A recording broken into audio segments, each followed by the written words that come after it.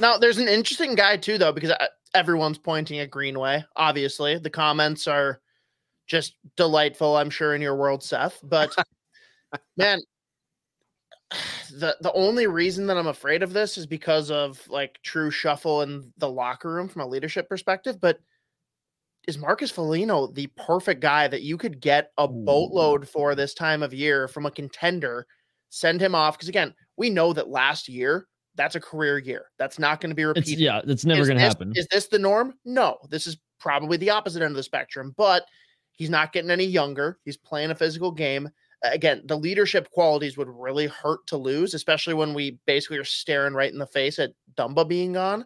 Yep. But I mean, if you got the right return for a Marcus Foligno, like that solves a couple of problems at once. And I gotta think that the return would be decent if you found the right team.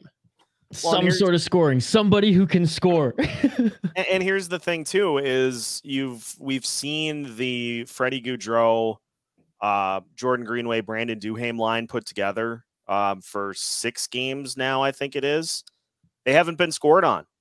And so if you're looking for a line to give you that defensive presence,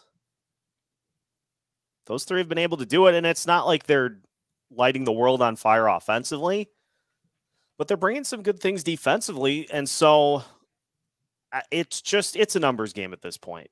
You are going to have to send somebody off this roster if you hope to get somebody back in. And we're all in agreement. Hoppy, you just talked about it. Foligno last year up here, his career average probably somewhere around here, but this year he's down somewhere around here. And so I think if you send him somewhere that needs a third line guy that can be physical in exchange for a younger player that, hey, we would like to keep this guy, but we're in the midst of a playoff push,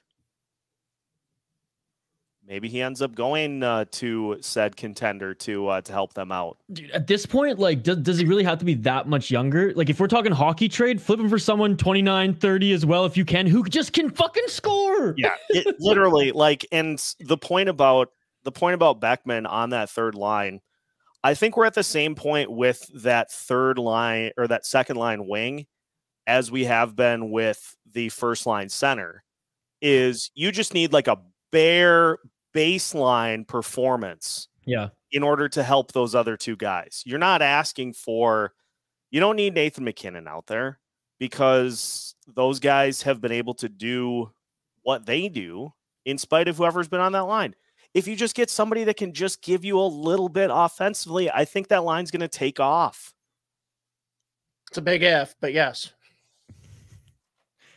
No, it's such a good point, just because like we saw when Hartman played at that kind of base level, fit in perfectly, let the boys do what they had to do, and that line was dominant, right? Career year for him as well. But Sam Steele just enough for a handful of games, and now he's not playing. He played enough handful of games to get us quick. He got us all excited and then broke our hearts. You know, it's like you went on a few dates there. You all thought everything was going well and you were ghosted.